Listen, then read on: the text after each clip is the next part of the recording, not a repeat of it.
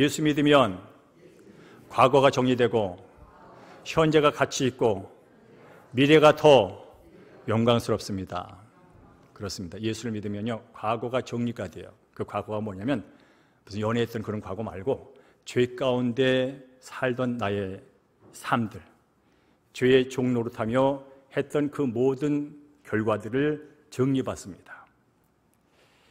거기서 해방된 사람들은 이제 현재를 살게 되는데, 현재는 가치 있게 삽니다. 바로 인생의 주인이 내가 아니라 인생의 나의 주인이 천지 만물을 창조하신 그야말로 그 하나님이 나의 주인 돼서 나를 주관하기 때문에 내 인생은 풍성할 수밖에 없어요. 그 지혜의 근원, 그 생명의 근원, 그 모든 자원의 근원인 그분과 내가 함께 연합하여 산다는 것은 이게 보통 일이 아닌 거죠. 내 생각과 내 경험과 내 지혜와 내 인맥만 갖고 산다는 건 참으로 한계가 많습니다. 그러면서 늘 자유롭지 못하고 늘 풍성하지 못합니다. 그러나 만물의 근원 되시고 모든 걸 다스리는 그분이 내 인생의 주인으로 오셔서 나를 다스리고 내가 그분 안에 산다는 것은 그야말로 풍성한 삶이고 가치 있는 삶이겠죠. 더 나아가서 이 땅, 우리가 살고 있는 이 시장은 여전히 내가 예수 믿고 구원받아 하나님의 자녀가 됐지만 여전히 죄가 다스리는 사탄의 권세 아래 놓여 있는 이 곳에서 우리는 육을 갖고 삽니다. 그래서 완벽하게 누리지 못합니다. 이제 예수님이 다시 오실 때 그때 예수 안에서 우리는 그야말로 예수님이 가졌던 그 영화로운 몸을 우리도 다시 그 몸을 취하여 덧입어서 주님과 함께 영원히 사는 영광스러운 날이 기다리고 있다는 것, 이게 바로 우리가 믿는 신앙이고 오늘 여기 있는 목적이기도 한 것이죠. 자, 성경 읽다 보면 하나님에 대해서 많은 하나님의 성품을 얘기해 주는데 아름다운 하나님의 성품 가운데 이런 성품이 있답니다. 신실하신 하나님, 신실하신 하나님, 뭐 거룩하신 하나님, 영원하신 하나님, 전능하신 하나님, 전지하신 많은 아름다운 성품이 있지만 그 중에 하나가 신실하신 하나님이다. 이 신실하다는 뜻이 뭐냐면 변하지 않는다는 거예요. 어제나 오늘이나 내일이나 변하지 않는다는 거예요. 그러니까 믿을 만한 거예요. 왜 사람이 여러분이 저를 믿기가 쉽지 않냐면 저는 언제든지 변할 수 있다는 것을 여러분이 알기 때문에 그래요. 여러분 이미 알아버렸어요. 저 이영섭 목사가 말은 그럴듯하게 해도 저 내면 속에 저는 언제든지 자기 중심성이 존재하는 한 인간에 불과해라는 걸 여러분 알아요. 그래서 온전히 신뢰할 수가 없어요. 그러나 하나님은 신실하신 분, 다른 한국말로 미쁘신 분, 그런 뜻이에요. 영어로 faithful. 그야말로 그분은 한 번 말씀하시면 어기질 않으세요. 한 번 말씀하시면 바꾸질 않으세요. 그러니까 신실한 거죠. 그러니까 믿을 만한 거죠. 왜 우리가 사람을 못 믿어요? 어제 말한 거 오늘 행동이 달라. 그래서 오늘 말한 거 내일도 어떻게 될지 몰라. 그래서 우리는 서로 약간의 의심과 뭔가를 조금 갖고 살아요. 근데 사실 그걸 좀 갖고 살아야 돼. 그렇지 않다간 늘 나 손해봤어, 나 속았어, 또 그럴 수 있어, 그런다고요. 근데 어떻든 간에 성경은 하나님은 신실한 분이라는 거예요. 그래서 이 신실한 분께서 지금까지 신실하게 일을 해오셨고 그분께서 말씀하신 걸 지켜왔기 때문에 저와 여러분이 이 자리에 있는 줄로 믿습니다. 특별히 그 신실함을 어떻게 알 수 있다고요? 기록된 성경을 통해서 알 수 있습니다. 그래서 성경은 약속의 책이라고 말합니다. 성경은 구약과 신약으로 구성되어 있습니다. 약자는 약속이라는 약자입니다. 구는 옛 구자, 그러니까 구약은 옛 약속, 신약은 새 신자, 새로운 약속, 그런 의미죠. 그러면 옛 약속은 어떤 내용이 핵심이야? 라고 말할 때 여러분이 이미 아는 것처럼 이 약속의 핵심은 바로 죄로 인해서 하나님 없이 살다가 영원한 불못으로 떨어질 인생들을 구원하기 위하여 메시아 그리스도가 오실 것이다. 그 메시아는 이렇게 오실 것이다 라고 미리 알려주고 약속한 책이 구약, 그리고 신약은 바로 이 구약에 약속되던 이 메시아 그리스도가 이렇게 말씀한 대로 그대로 오셨어. 그리고 오셔서 목적대로 성취하셨어. 그러니 이 목적과 성취를 받아들이면 어떤 결과가 있게 돼. 근데 알아? 그분은 다시 오실 거야. 그리고 다시 오셔서 완벽하게 이루실 거야 하는 약속이 성취된 내용과 다시 오셔서 완벽하게 완성하실 그 약속이 기록된 게 신약이에요. 그러니까 성경 66권은 한마디로 말하면 하나님께서 그들의 백성들에게 구원을 약속하시고 예수 그리스도 통해서 성취하신 그 하나님의 신실하신 이야기가 바로 성경인 줄로 믿습니다. 그래서 여러분께서 성경 읽을 때 이걸 중심으로 성경을 읽으셔야 성경이 읽혀요. 왜냐하면 그 목적을 갖고 약속하셨고 그 목적을 갖고 기록하셨고 그 목적을 갖고 성취한 이야기가 성경이기 때문에 그렇습니다. 특별히 성경을 따보면 이렇게 오시마 약속하신 그 예수님이 이 땅에 오셨고 고난받으셨고 죽으셨고 부활하셨는데 그게 어쩌다 우연히 갑자기 일어나는 게 아니라는 거예요. 어쩌다 우연히 하나님의 마음이 왔다 갔다 하다가 결정돼서 하는 게 아니고 바로 하나님이 처음부터 계획하시고 또 그것을 누군가에게 말로 약속해 놓으시고 그것이 시간이 지나서 성취됐다고 하는 것이 바로 성경이 말씀해 주는 거예요. 그래서 오늘 본문도 그런 말이 있습니다. 우리 22절 한번 다 읽어볼까요? 21절 첫 반부. 자, 한번 읽어볼까요? 시작. 이 모든 일이 된 것은 주께서 선지자로 하신 말씀을 이루려 하심이니라고 되어 있어요. 자, 이 모든 일이 된 것은 된 거예요. 그 뭐냐면 이제 예수님이 특별히 여기서 본문에서 말하는 것은 예수님의 탄생과 관련된 얘기입니다. 예수님이 어떻게 이곳에 오게 됐는지, 어떤 방법으로 오게 됐는지, 그것은 주께서 선지자로 하신 말, 주께서는 하나님이에요. 하나님께서 선지자, 구약의 선지자들 많죠. 이사야, 예레미야, 미가, 요엘 여러 선지자죠. 그 선지자들을 미리 말씀하신 것을 이루려고 한 거야 라고 말씀합니다. 그러면 지금 모든 된 게 어쩌다 오늘 갑자기 된 게 아니고 이미 오래전에 하나님께서 그가 사랑하는 불러세운 선지자 통해서 이미 말한 것, 이미 예언한 것, 이미 약속한 게 지금 여기서 이렇게 이루어진 거야. 그런 뜻이에요. 자, 여러분 또 성경 읽다 보면 예수님이 그런 말씀을 가끔 합니다. 너희들이 영생을 얻기 위해서 성경을 읽는데 말이야. 여기서 말하는 성경은 구약이에요. 예수님 시대에는 신약이 안 쓰여졌어요. 그죠? 예수님 시대에는 구약이라고요. 그러니까 그 구약이 쓰여진 이유는 뭐냐? 나의 관에서 말하는 거야. 바로 구약의 얘기는 내 얘기야. 그렇게 몇 번에 걸쳐 말씀합니다. 그 중에 한 가지가 누가복음 24장 말씀인데 우리 한번 누가복음 24장 말씀을 한번 읽어보겠습니다. 시작. 선지자들이 말한 모든 것을 마음에 더듬이는 자들이요 그리스도가 이런 고난을 받고 자기의 영광에 들어가야 할 것이 아니냐 하시고 이에 모세와 모든 선지자의 글로 시작하여 모든 성경에 쓴 바 자기에 관한 것을 자세하게 설명하시니라 라고 말씀하세요. 자기에 관한 것, 예수님에 관한 것, 예수님에 관한 것을 구약 안에서 설명하고 있다는 뜻이에요.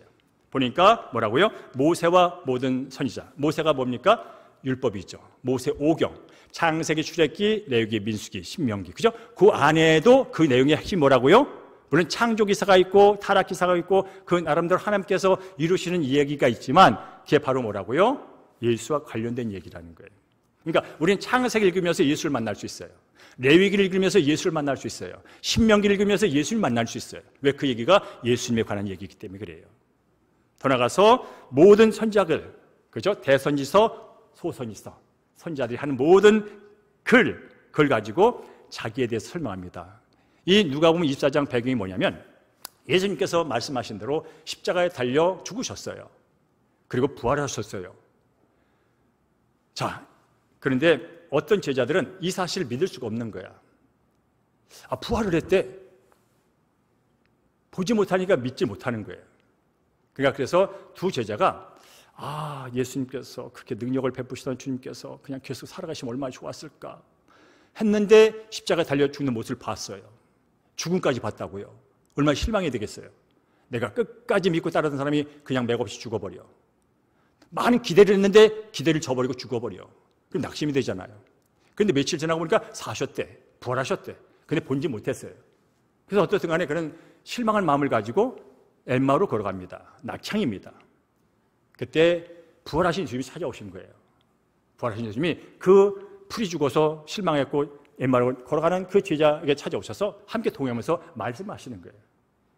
얘들아, 선지자들이 말한 모든 것을 마음에 믿는 너희야. 지금 선지자, 바로 하나님께서 선지자 통해서 이미 말씀하신 것을 믿으면 되는데 지금 이 상황 앞에서 그 구약을 믿지 못하고 있다는 뜻이에요. 너희들이 그걸 믿는다면 지금 예수님께서 이 땅에 오시고 고난받으시고 십자가 죽으시고 부활하신 게 믿어질 텐데 라고 하는 말씀이에요. 그리고 나서 다시 한번 예수님이 아주 친절하게 말이야, 요 모세오경 봐봐. 이게 바로 나에 관한 얘기였어. 여기 봐봐. 바로 내가 이렇게 죽는다는 얘기였어. 그거를 자세하게 설명해 줬다는 거예요. 그래서 오늘 이 시간은 이 대강절, 예수님이 오신 것을 기념하고 축하하고 다시 오실 주님을 기다린 이 시간에 지난주에는 예수님이 왜 오셨는가 라는 말씀을 나눴어요. 오신 목적은 분명합니다. 섬김을 받으려 하는 것이라 섬기려 하고 도리어 대속물로 주기 위하여, 바로 죄로 인해 죽은 자들을 하나님의 자녀로 다시 살리기 위하여 구원하기 오셨다고 말씀합니다. 오늘 본문에 한 가지 더 본다면 우리와 함께하기 위해 오셨다는 거예요. 이게 목적이에요. 오늘은 그러면 이 오신 분이 어쩌다 갑자기 우연히 온 거야? 아니라는 거예요. 이미 오실 예수님, 오셔서 어떤 일을 행하실 예수님은 미리 구약에 다 예언이 됐다는 거예요. 약속의 말씀으로 기록되어 있다는 거예요. 오늘 이것만 확인하고 나올 거예요. 특별히 우리 교회에 이제 청년들이 많아지고 있어요. 저는 청년들에게 정말 간곡히 부탁드립니다. 예수를 믿으려면요, 예수를 아셔야 돼요. 하나님을 믿으시려면요, 하나님을 믿으셔야 돼요. 아니, 하나님을 아셔야 돼요. 그러면 그 예수님을 믿고 알면 어떻게 해요? 성경을 읽으셔야 돼요. 성경의 근거에서 예수를 믿으십시오. 성경의 근거에서 신앙생활을 가지십시오. 성경의 근거에서 하나님께 봉사하십시오. 성경 없이, 말씀 없이 여러분이 갖고 있는 어떤 선입견이나 어떤 그냥 들었던 얘기나 어떤 경험된 얘기나 아니면 더 나가서 내 열심으로 뭐 하면 복 받을 거야, 내가 남보다 더하면 하나님 더 사랑할 거야, 그런 거 말고, 여러분은 다들 똑똑하신 분들이에요. 그래서 오늘도 여러분에게 어떤 걸 제가 다 풀어드리지 않습니다. 그냥 원석을 던져드립니다. 그냥 있는 본문 말씀을 던져드립니다. 그러면 그 말씀이 그렇구나 하고 나서 여러분께서 집에 가셔서 읽으시면서 성령 주시는 감동으로 여러분 그걸 만드셔야 돼요. 그렇지 않는 한 우리 젊은이들도 시간이 간다고 신앙이 잘하는 게 아니에요. 시간이 간다고 믿음이 자라는 게 아니에요. 시간이 간다고 하나님과 친해지는 게 아니에요. 바로 말씀의 근거에서 성령이 그 말씀을 통하여 나를 움직이고 나를 새롭게 할 때만이 우리의 신앙이 자라요. 그리고 확신이 들어요. 그런 일을 위해서 오늘도 간단히 그렇구나, 그 정도로 오늘 말씀을 진행할 거예요. 자, 먼저 우리 창세기 3장 15절 말씀 읽어볼까요? 창세기 3장 15절 말씀. 여자의 후손으로 오신, 넘겨줄까요, PPT? 자, 시작. 내가 너로 여자와 원수가 되게 하고 네 후손도 여자의 후손과 원수가 되게 하리니 여자의 후손은 네 머리를 상하게 할 것이요 너는 그의 발꿈치를 상하게 할 것이니라. 이 말씀 여러분 이런 얘기 들어봤을 거예요. 원시복음이다라는, 원시복음이다. 복음은 기쁜 소식이에요. 근데 원시라는 것은 완벽하게 드러난 게 아니에요. 어떤 의미는 전달이지만 그것이 정확하게 이루는 아니다. 그렇지만 분명한 기쁜 소식이에요. 자, 복음이 뭐냐면요, 오늘 이 여자의 후손은 바로 앞으로 오실 메시아를 말합니다. 여러분께서 아담과 하와가 하나님께서 따먹지 말라 하는 선악을 알게 하는 열매를 따먹은 거, 그건 하나님께 불순종이에요. 하나님께 반역한 거예요. 그래서 하나님과 관계가 단절돼요. 애들이 쫓겨나게 되고 그로 인해서 수구하고 해산의 고통을 갖고 정말 저주 가운데 살아가는 그런 인생에 처하게 됩니다.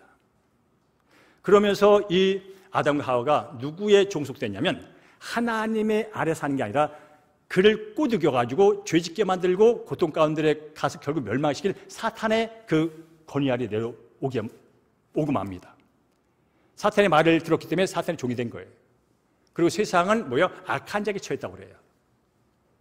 그래서 이 세상은 여전히 악한 자가 다스릴 세상이기 때문에 선한 일보다는, 선한 뉴스보다는 나쁜 뉴스, 악한 뉴스가 지난주 말한 것처럼 신문과 인터넷과 TV를 도배합니다. 뉴스 가운데 3분의 2가 뭐라고요? 죽이고 살리는 얘기예요. 속이고 속은 얘기예요. 원통에 죽겠다는 얘기예요. 저 고발해가지고 어떻게 좀 하겠다는 얘기예요. 그게 다 뉴스의 3분의 2를 차지합니다. 왜 그럴까요? 이 세상의 주인이 뭐라고요? 악한 자예요.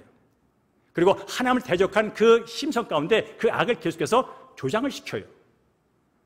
화나게 만들고 분하게 만들고 싸우게 만들고 내가 더 잘났다고 주장하게 만들고 계속해서 세상은 그런 구조 속에 있어요. 그러니까 여기서 벗어나지 않는 한 우리는 아무리 박사학위를 갖고 아무리 재산을 늘리고 아무리 권력을 가져도 문제가 돼요. 자, 여러분 돈을 많이 벌었어요. 근데 내 안에 악이 있고 악한 자가 내 안에는 악을 다스려요. 그럼 그 많은 돈 갖고 뭐 할까요? 악한 짓 하는 거예요. 자, 내가 권력을 가졌어요. 내가 힘을 가졌어요. 누가 봐도 빵빵한 힘을 가졌다고요? 근데 내 중심에 나 중심적인 그 탐욕과 이기심으로 점철된 권력, 힘, 근데 그 악한 자가 나에 있는 그 악한 힘, 악한 권력을 이용하여 뭐 할까요? 악한 짓을 하는 거죠. 그래서 여러분, 악한 자들이 큰 힘을 가졌는데 악한 일을 해볼까요? 엄청난 악이 일어나는 거예요. 전쟁도 일어납니다. 주 우크라이나 백성들이 정말로 그 악한 자들의 몇 명의 어떤 민족주의와 어떤 그런 틀에서 수많은 사람이 이 겨울을 힘들게 지냅니다. 그러니까 이 악한 자가 빨리 해결돼야 돼. 그리고 악한 자에 속했던 자가 거기서 벗어나야 돼. 오늘 본문은 원수라는 단어가 나옵니다. 원수는 사탄 마귀입니다. 근데 그 앞으로 여자 후손이 오서 이 사탄 마귀, 살인하고 거짓말하고 속이고 결국 멸망시키려고 하는 그 악한 자의 머리를 박살낸대. 머리를 상하게 한다는 거예요. 그래야 이 악한 놈이 머리가 상해야 악한 짓을 덜 할 거 아닙니까? 예를 들어서 여러분 좀 험한 비유긴 하지만 제가 가다가 높은 데서 떨어져서 머리를 다쳤어요. 예를 들어서 나는 그냥 걸어가는데 어떤 정신이 좀 안 좋은 사람이 갑자기 돌을 들어갖고 내 머리를 쳐버렸어요. 그 어떤 증상이 나신다 아십니까? 첫째는 정말 급소를 맞으면 죽어요. 그 다음에 뭡니까? 뇌에 손상을 받으면 말을 잘 못할 수 있어요. 몸의 기능이 상실돼 버려요. 그래서 오른팔, 왼팔 못 쓸 수 있어요. 그 사고력이 무뎌져서 애의 지능도 안 되는 걸 떨어질 수 있어요. 이게 바로 머리를 상했을 때 나타나는 현상. 그래서 머리 조심하라는 거예요. 다른 데 뿌려지면 붙이면 돼요. 시간이 가면 돼요. 근데 머리를 손상나면 큰일 나요. 그런데 이 앞으로 오실 메시아가 이 세상을 그 나쁜 머리로, 이 교묘한 머리로 세상 사람들을 힘들게 만들고 싸우게 만들고 갈등게 만드는 그 나쁜 것을 조정하는 머리를 상하게 한다는 거예요. 완전히 죽여버리진 않아요. 상하게 한다는 거예요. 그러니까 약간의 세력은 남는다는 거예요. 그래서 여전히 지금 예수님께서 이 땅에 오셔서 악한 자의 머리를 상했어요. 그러니까 지금 이 세상에 있는 악한 사탄은 상한 상태에서 이 짓을 하고 있는 거예요. 그러니 여러분, 안 상했으면 얼마나 했을까요? 바로 그런 것이 지금 창세기 3장 15절에서 예언이 된 거예요. 약속이 된 거예요. 이어서 오늘 시간이 또 많이 가기 때문에 이어서 말씀드립니다. 따라할까요? 언약의 성취로 오신 예수님. 자, 우리 창세기 22장 말씀을 좀 읽어볼까요? 창세기 22장 말씀을 이제 하얀 글씨하고 그 노란 글씨가 있어요. 두 가지를 먼저 다 읽겠습니다. 시작. 네 씨가 그 대적의 성문을 차지하리라. 또 네 씨로 말미암아 천하 만민이 복을 받으리니 이는 네가 나의 말을 준행하였음이니라. 노란 것. 이 약속들은 아브라함과 그 자손에게 말씀하신 것인데 여럿을 가리켜 그 자손이 하지 아니하고 오직 한 사람을 가리켜 네 자손이 하셨으니 곧 그리스도다라고 말씀합니다. 자, 창세기 22장이니까 이제 구약이에요. 옛날 약속이라고요. 그런데 이것은 어떤 내용이냐면 하나님이 아브라함에게 하신 말씀이에요. 아브라함을 불러가지고 얘야, 내가 너에게 많은 자손을 줄 거야. 바닷가의 모리알처럼, 아니 하늘의 무뼈보다 많처럼 자손을 줄 거야. 자손에 대한 약속을 줍니다. 그리고 땅도 줄 거야. 그리고 내 이름도 창대해서 명예도 줄 거야. 그게 약속이 약속. 그 중에 하나가 네 씨가 그 대적을 성문을 차지하리라. 네 씨로 말미암아 천하 만민이 복을 받을 거다. 와, 이거 굉장한 약속이잖아요. 네 씨, 네 후손을 통하여 천하 만민은 뭡니까? 아담 이후의 모든 사람, 주님 오실 때까지 모든 사람, 지금 현재 한 70억 인구, 그러니까 엄청난 사람들이에요. 그게 아브라함의 후손 씨를 통해서 복을 받는데요. 엄청난 약속이죠. 그 약속은 지금도 현재 진행 중이에요. 주님 오실 때까지 그 복이 일어날 거예요. 그런데 이 말씀, 그럼 네 씨가 누구를 말하는 거야? 이제 여러분이 다른 버전을 보면 네 자손이라는 성경, 네 자손, 네 씨, 이제 개역개정은 네 씨로 되어 있습니다. 바로 후손 자손의 뜻이에요. 그럼 이 네 씨를 누구를 말하는 거냐 말할 때, 이 갈라디아서를 쓴 사람은 사도 바울입니다. 사도 바울은 이 네 씨를 뭐라고 파냐면 바로 오직 한 사람을 가리키노다. 그렇다면 뭐예요? 오직 한 사람은 단수의 복수예요. 단수죠. 그죠? 단수란 말이에요. 자, 하나님께서 아브라함이 약속해요. 앞으로 너에게 자손을 줄 건데 무별처럼 많아. 바닷가에 모래처럼 많아. 이건 복수예요, 복수. 그게 복수란 말이죠. 그런데 오늘 이 본문은 넷이 이게 단수라는 거예요. 그래서 사도 바울이 이 약속들은 지금 예를 들어서 창세기 22장 17절 18절에 하신 약속은, 하나님이 아브라함에게 하는 약속은 이건 바로 아브라함에게 하실 뿐 아니라 그 자손에게 말씀하신 거야. 우리에게도 하신 말씀이라는 뜻이에요. 그런데 그 얘기 뭐냐면 여럿을 가리켜서 한 게 아니야. 봐봐, 넷이 단수잖아. 단수라고. 바로 오직 한 사람을 가리켜 네 자손이 했으니 곧 그리스도야. 앞으로 오실 메시아에 대해서 아브라함에게 이렇게 미리 약속해 준 거야. 이렇게 말하는 거예요. 그러니까 바로 우리는 말합니다. 하나님은 언약의 하나님일 뿐 아니라 예수님은 언약의 성취로 오신 분이라고. 이렇게 하나님께서 약속을 맺으시고 그 약속이 성취가 돼서 예수님이 오신 거다. 그래서 언약의 예수, 그런 말을 쓰는 게 되는 거예요. 자, 그러면 이제 오늘 말씀 읽을 때 예수님도 선지자들이 한 얘기 너희들이 더듬인다 그런 말이에요. 선지자들. 그러면 이제 선지자들은 어떻게 예수님이 오실 것을 예언했는지, 하나님은 선지자를 통해서 어떻게 예수님이 어떻게 올 것이며 어느 땅에 올 것이며 누구의 가문에 올 것이며 왔을 때는 어떻게 살 것이며 어떻게 살다 죽을 것이며 그걸 해놨다는 거예요. 그래서 오늘은 그렇구나만 들으시면 돼요. 그렇구나. 자, 먼저 하나님은 이 메시아 예수님이 오실 때 어느 가문에서 태어날지를 말씀하셨어요. 쉽게 말하면 박씨 집안에서 날 거냐, 이씨 집안이 날 거냐, 저는 말하면 저 한국 민족주의 날 것이냐, 일본 민족주의 날 것이냐, 아프리카 어느 나라 날 거냐, 그걸 말했다는 거예요.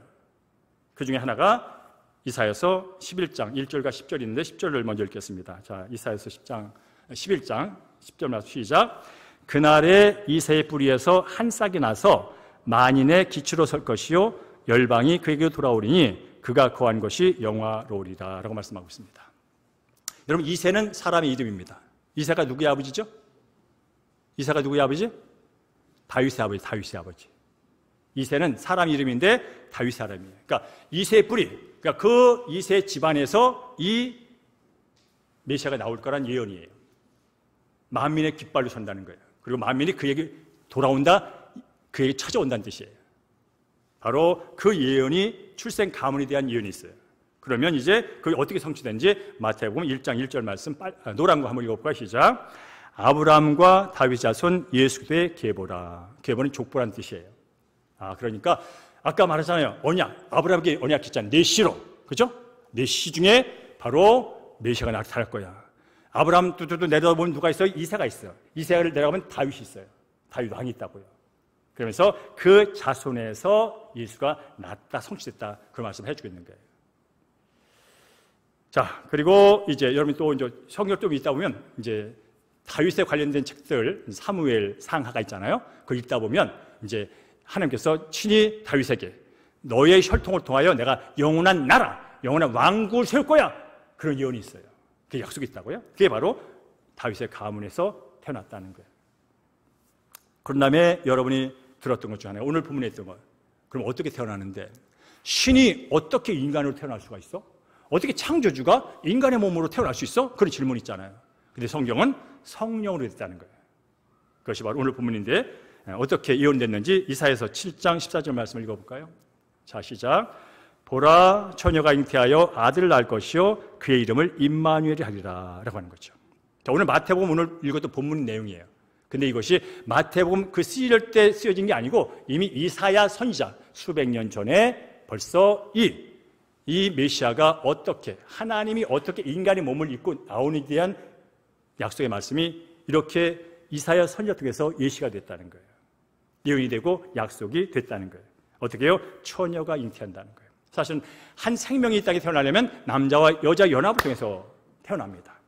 그런데 이 오신 메시아는 남자 여자 연합이 아니라 전혀 남자를 알지 못하는 그 처녀를 통해서 그 메시아가 오게 된다는 거죠. 그럼 어떻든 잉태는 돼야 되잖아요. 근데 그것을 성령이 잉태했다는 거죠. 성령이 누굽니까? 여러분 창세기 1장 1, 2, 3절 읽다 보면 뭐요? 성령께서 운행했다는 말이 있어요. 성령은 창조의 영이세요. 성령은 뭡니까? 흑암과 무질서와 그 공허 속에서 이 우주 만물을 만드신 영이세요. 그러니까 성령이 못할 건 없다는 거예요. 그리고 신이신 그분이 친히 그 처녀의 그 태 속에 스스로 자신을 잉태한 거예요. 그러니까 신이죠, 여러분. 그러니까 하나님이죠. 그렇게 해서 오셨다는 것이고, 그 이름을 뭐라고요? 임마누엘이라. 임마누엘 뜻은 오늘 본문에 있는 것처럼 하나님이 우리와 함께 하신다. 초월적인 하나님, 죄로 인해서 결코 죄인과 함께 할 수 없는 그 하나님이, 거룩하신 하나님이 이 땅에 죄인들과 함께 하기 위하여 오신 것. 그런데 어떻게? 처녀의 태를 이용하여 성령의 잉태함으로 오셨다는 것. 이건 역시 구약에 예언됐던 것이 실현됐다는 것. 그래서 오늘 본문에 주께서 선지자로 하신 말씀을 이루어 하심이니, 이사야에게 했던 말씀 이렇게 이루려고 이렇게 됐어, 그런 뜻인 거죠. 그렇구나 하고 넘어가면 됩니다. 자, 그 다음에 이제 사람이 이 땅에 태어나면 고향이 있잖아요. 우리 김학리 장로님 고향이 어디세요? 고향 태어난데 해남. 해남이 다 고향이에요? 해남 어디? 네? 파산면, 순창리. 그 리가 다요? 번지가 있지, 번지, 그죠? 저는 경기도 평택군 현덕면 대안리 대외. 큰바꿀. 그거 제 고향이에요. 근데 어느 누구도 제가 태어나기 전에 앞으로 10년 후에, 앞으로 100년 후에 저 경기도 평택군 현덕면 대안리 대외에 이영섭이라는 사람이 태어날 거라고 예언한 적은 없어요. 예언한 건 없어요. 근데 제가 거기서 태어났어요. 근데 이 예수님은 바로 수백 년 전에 그분이 어느 지역에서 태어날지도 약속이 되어 있다는 거죠. 자, 그걸 보겠고요. 미가서 보겠습니다. 미가서 5장 2절부터 9절인데 하얀 걸부터 먼저 읽겠습니다. 하얀 걸 시작. 베들레헴 에브라다야, 너는 유다 족속 중에 작을지라도 이스라엘을 다스릴 자가 내게로 나올 것이다 라고 말씀합니다. 내게서 네게로. 그러니까 지금 이 다스릴 자가 나올 것인데 하나님이 보내신다는 거예요. 하나님 보내셔서 나오는 거예요. 그냥 온 거 아니에요. 바로 근데 어디라고요? 베들레헴이라는 땅. 그것이 바로 미가 선지자를 통해서 미리 주신 거예요. 앞으로 메시아가 올 거야. 근데 거기는 베들레헴에서 태어날 거야. 그러면 그것이 어떻게 이루어졌는지 마태복음 2장 1절 6절인데 노란 글씨 한번 읽어볼까요? 시작. 헤로드 왕 때에 예수께서 유대 베들레헴에서 나시니 그리스도가 어디서 나겠느냐 물으니 이르되 유대 베들레헴이니 이는 선지자로 이렇게 기록된 바. 이는 미가 선지자가 말씀하신 대로 그대로 지금 베들레헴에서 태어났습니다. 시간이 없어서 이 본문의 배경을 다 얘기할 수는 없어요. 그 당시 헤로드 왕은 뭡니까? 그 땅의 왕이야. 최고 권력자예요. 그런데 들어보니까 거기에 또 다른 왕이 태어났대. 와우, 기분 되게 나빠. 뭐야, 지금 내가 왕인데 왕이 태어났어? 그럼 어떻게 돼요? 그 태어난 거 힘쓰기 전에 죽여버려야지. 그죠? 그런 일의 배경입니다. 그래서 물어보잖아요. 근데 그 왕이 태어났다는데 도대체 어디 태어났어? 그거 좀 알려줘. 그랬더니 얘기해. 그랬더니 그 동방박사들이 성경에 근거하여 저희들도 별을 따라 오긴 왔는데 그 기록에 따르면 베들레헴에서 나신다고 하셨습니다. 그래서 우리는 별을 따라가는데 아마 따라가다 보면 베들레헴에 멈출 겁니다. 그런 얘기인 거죠. 그래? 알았어. 그럼 보고 온다면 나한테 말해줘. 나도 경배하러 갈게. 거짓말하죠? 죽일 건데. 그래서 실제로 다 죽이잖아요. 그 지역에 있는 애들, 2살 미만의 애들 다 죽인다고요. 왕은 나밖에 없어. 누가 또 다 왕이야. 그렇잖아요. 그래서 악한 자가 권력을 가지면 다른 사람을 죽입니다. 자기의 끝까지 존재를 위하여, 자기의 명예를 위하여, 자기의 힘을 위하여 나를 대적하는 힘은 죽입니다. 이게 악한 자 안에 일어나는 모든 정치 세계의 현재의 모습입니다. 자, 그러면 이제 고난과 십자가, 예수님께서 어떻게 죽으셨어요? 고난받고 십자가 달려 죽으셨어요. 그러면 이 고난에 대한 예고는 여러분들 너무나 잘 아는 거, 수없이 고난 주간 때마다 들었던 그 말씀이 바로 그거예요. 이사야서 53장 말씀을 읽겠습니다. 넘겨줄까요? 네, 그가 찔림은 시작. 그가 찔림은 우리의 허물 때문이요 그가 상함은 우리의 죄악 때문이라. 그가 징계를 받음으로 우리는 평화를 누리고 그가 채찍에 맞음으로 우리는 남을 받았도다. 너무나 유명한 말씀이죠. 고난주간 부활절마다 매년 듣던 말씀. 바로 이사야 선지자를 통해서 그분이 이 땅에 오셔서 메시아 사역을 하게 됐는데 그는 이 땅에서 사람들에게 어떤 영광을 받으려고 대접받으러 온 것이 아니라 고난받고 죽으러 오셨어. 죽음으로 살리는 일을 하러 오셨어. 그가 찔리고 매맞고 죽는 것은 그분의 죄 때문이 아니야. 바로 하나님을 대적하고 떠난 이 인류들, 하나님 없이 내가 주인되어 내가 잘났다고 자랑하다가 서로 주장하다가 부딪히고 싸우고 삐지고 힘들고 상처받고 상처받다고 그렇게 하다가 영원히 사라진 인생들, 그들을 다시 하나님과 함께 영원히 갈등도 아픔도 시기도 질투도 눈물도 없는 곳으로 이끌기 위하여 그분이 그 과정을 통해서만 되기 때문에 찔리고 상한 거지. 그 결과는 뭐냐면 그가 징계를 받음으로 평화를 누리고 그가 채찍에 맞음으로 우리의 남을 입었도다. 받았도다. 자, 이걸 대해서 베드로 전서에 베드로가 이렇게 고백을 합니다. 우리 한번 2장 24절 말씀을 읽어볼까요? 노란 걸 시작. 친히 나무에 달려 그 몸으로 우리 죄를 담당하셨으니 이는 우리로 죄에 대하여 죽고 의에 대하여 살게 하려 하십니다. 그가 채찍에 맞음으로 너희는 남을 얻었나니. 베드로는 여러분 다 아시잖아요. 3년 동안 예수님과 동고동락했던, 예수님의 그 모든 것을 직접 경험했던 사람이에요. 예수님의 단점은 없을까 하면서 했던 그런 사람이에요. 그런데 그가 말하잖아요. 주는 그리스도요 살아계신 하나님의 아들이십니다 라고 고백했던 그 베드로가 말합니다.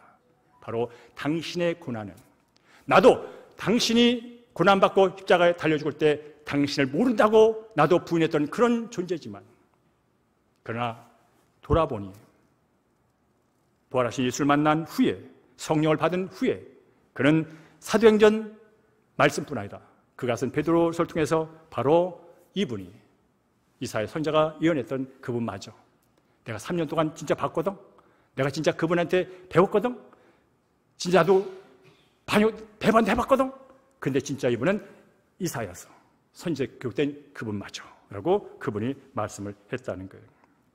여러분, 오늘 본문 말씀, 그가 징계를 받음으로 우리는 평화를 누리고 그가 채찍에 맞음으로 우리는 남을 받았도다.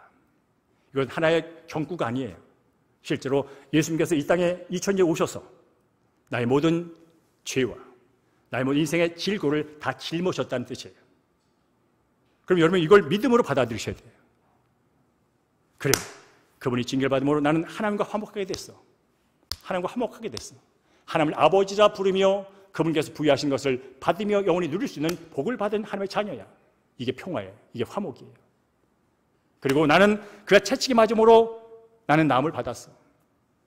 나의 모든 인생의 질고와 고통과 슬픔을 주님께서 2000년에 다 짊어지고 가셨어. 여러분이 지금도 몸이 아픈 분이 있을 거예요. 지금도 마음이 상한 분이 있을 거예요.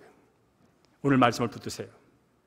지금 내 몸이 현상적으로, 실제로 의학적으로 이런 질병이 있지만, 이런 아픔이 있지만, 이런 슬픔이 있지만, 그러나 예수님께서 이 모든 것을 이미 짊어지고 가셨어. 이것은 나의 나타나는 현상이지 내 존재의 실존은 아니야. 내가 건강관리를 못하고 내가 나쁜 것을 먹고 내가 그렇게 해서 발생된 어떤 내 몸의 현상이지 이 자체가 나를 하나님과 관계를 훼손한다든지 내 삶을 즐겁지 못한 게 아니라든지 그런 건 절대 없어. 그리고 더 나가서 나는 이것과 상관없이 살아가는 하나님이 거룩하게 새롭게 빚어주신 새로운 창조물이야. 왜냐고? 2000년에 예수님께서 나의 모든 질고를, 아픔을, 아니 죽음까지를 다 짊어지고 가셨기 때문이지. 이걸 여러분이 믿고 입으로 선포할 때 그때 악한 영은 와서 도망을 가고 악한 질병은 더 이상 활동을 안 하고 치유되고 회복되는 경험을 갖게 될 줄로 믿습니다. 이게 믿음이에요. 아 그렇구나. 아 그렇구나. 예수님 말씀합니다. 네 믿음이 너를 구원했다고. 우리는 이 능력의 하나님, 예수님이 다 짊어졌다고 말을 하는데도 불구하고 여전히 갖고 있어요. 내가 해결했다. It is finished. 끝났어. 내가 다 지불했어. 너는 이제 채무자가 아니야. 자유인이야. 라고 말을 하고만, 내가 다 짊어졌다고 말을 하고만 여전히 짊어지고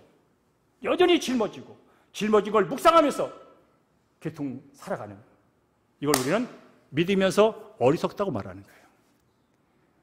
어리석은 자는 뭡니까? 어리석은 걸 모르고 어리석은 말을 한다는 거예요. 이건 정말 어리석은 거예요.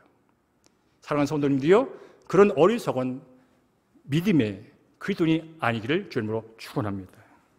그 다음에 부활 예언도 시간이 가니까 그거는 넘어가겠고요. 자, 한 가지만 더 마치겠습니다. 이 약속대로 성취하고 오신 예수님은 이제 성경은 어떻게 말하냐면 다시 오신다는 거예요. 다시 오신다는 거예요. 그게 뭐냐면 이 성경이 기록된 거기 때문에 말씀드립니다. 하나님은 약속하신 것을 반드시 이루실 분이세요. 그러면 그 약속, 먼저 사도행전 1장 11절과 요한계시록 22장 12절 말씀을 함께 읽겠습니다. 시작. 너희 가운데서 하늘로 올려주신 이 예수는 하늘로 가심을 본 그대로 오시리라. 계시록 보라 내가 속히 오리니 내가 줄 상이 내게 있어 각 사람에게 그가 행한 대로 갚아주리라 라고 말씀합니다. 자, 이제 예수님께서 부활하신 후에 40일 동안 계시다가 이제 감난에서 승천하시잖아요. 하늘 올라가신다고요. 그때 올라가는 모습을 보고 사람들이 쳐다보실 때 두 천사가 나타나 말합니다. 너희 가운데 지금 너희들이 눈으로 보는 것처럼 생생하게 보는 것처럼 지금 예수님께서 하늘 올라가셔. 근데 알아? 너희들이 눈에 본 대로 그대로 다시 오실 거야. 재림에 대한 약속이에요. 하나님이 하신 약속이에요. 하나님이 누구라고요? 신실하신 하나님. 한 번 말씀하시면 어기지 않고 반드시 지키는 하나님이 천사를 통해서 말씀하셨다면 예수님 다시 오신다는 거예요. 그래서 기독교 신앙은 오신 예수를 믿을 뿐 아니라 지금 살아있어 하나님 우편에서 우주 만물을 다스리는 왕과 주인으로 그 만물 중에 내가 있다. 나는 그분이 다스림 안에 있는 자라는 사실을 믿을 뿐 아니라 이제 그분께서 다시 오셔서 영원히 눈물도 고통도 없는 그 땅에서 나와 함께 나도 그와 함께 왕노릇하며 살 존재가 나다. 이걸 믿으며 사는 게 그리스도인들이에요. 자, 그러면서 친히 요한계시록이 어떤 책입니까? 이 성경의 마지막 책이에요. 마지막 책의 마지막 장에 있는 거예요. 거기에 친히 예수님께서 말씀하십니다. 요한에게 계시로 나타나서 보라 내가 속히 올 거야. 누가요? 예수님 직접 말씀하실 거예요. 예수님 내가 온다는 거, 약속이에요. 근데 지금 아직 안 오셨어요. 그럼 뭡니까? 우리는 약속을 기다리는 거예요. 언제까지? 오실 때까지. 그게 바로 재림신앙이에요. 우리의 신앙은 지금 내가 뭔가를 하나님께 만족시켜서 하나님께 뭔가 덕을 보겠다는 그런 기복을 넘어서 바로 성경이 기록된 대로, 그리고 지금 세상이 악하니까 이 악한 세상이 어떻게 이렇게 힘들게 사는 모습이기도 하지만 그냥 궁극적인 모습은 이런 거야. 이걸 바라보면서 오늘 사는 게 우리 그리스도인들이에요. 보라 내가 속히 오리니 내가 줄 상이 내게 있어 각 사람에게 그가 행한 대로 갚아줄 거다. 뭐라고요? 상급을 주시러 오실 뿐 아니라 심판자로 오신다는 거예요. 그럼 우리는 이제 예수 믿고 구원받은 사람은 영벌의 심판을 안 받아요. 이미 예수 안에서 의롭게 됐고 하늘의 자유가 됐으니 우리는 지옥 불문서 가는 심판은 벗어났어요. 예수께서 다 지불해 놨기 때문에, 우리 믿음으로 내 걸 취했기 때문에. 단지 이제 우리는 예수 믿고 산 자로서의 평가를 받습니다. 너가 목사로서 어떻게 했는지는 그분 앞에서 낱낱이 스캔을 받을 겁니다. 용서봐, 내가 너를 38에 복음을 전하는 자로 내가 너를 세웠어. 그리고 교회를 섬기는 자로 나를 택해서 너를 세웠어. 근데 그동안 네가 어떻게 했는지 한번 볼까? 그건 있어요. 그래서 우리는 말합니다. 주님 앞에 설 때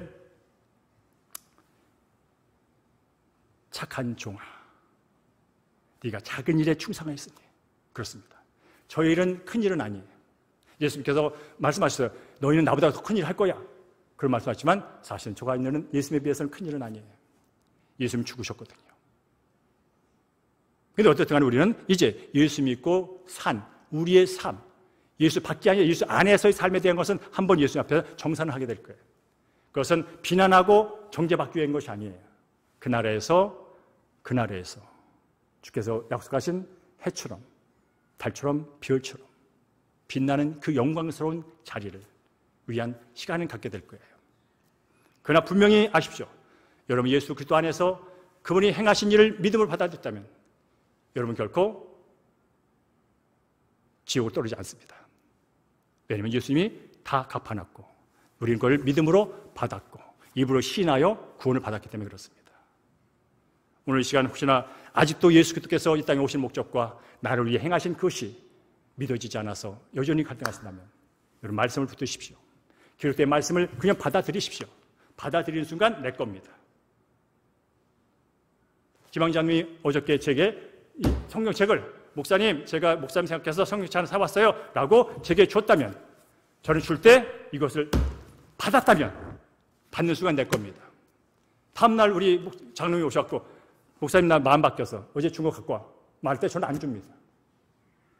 이미 저는 받는 순간 내게 됐기 때문에 여러분의 구원이 그런 줄로 믿습니다.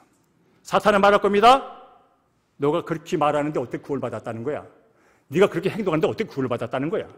네 성깔이 아직도 그런데 어떻게 그렇게 말할 겁니다. 교회 봉사도 못하면 무슨 구원을 받다가 그렇게 말할 겁니다. 여러분이 어느 순간 정말로 선물을 받았다면 그 순간 여러분 겁니다. 그리고 성령께서 이 사실을 알려주십니다. 왜냐하면 우리는 이걸 또 기분 나쁘고 버릴 수 있거든요. 여러분, 영생을 버릴 수 있습니까? 기분 나쁘다고? 제가 기방장수의 성경 어떤 책이라면 그럴 수 있을지 모르겠어요. 그러나 이것이 영원한 생명의 복이라면 이걸 기분 나쁘다고 힘들다고 버릴 수 있겠습니까? 목에 칼이 들어온다고 버릴 수 있겠습니까? 영원한 생명인데 그것이 바로 예수께서 이 땅에 오셔서 해놓으신 거예요.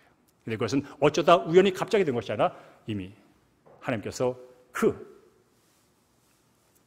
영세전부터 계획하신 그 일이 예수를 통해서 이 땅에 성취됐고 성취되고 하고 있고 그분이 다시 오셔서 완벽하게 이루실 거다. 그게 바로 약속의 말씀이에요. 그 말씀 갖고 다음 한 주간도 승리한 여러분 되기를 주의 이름으로 축원합니다.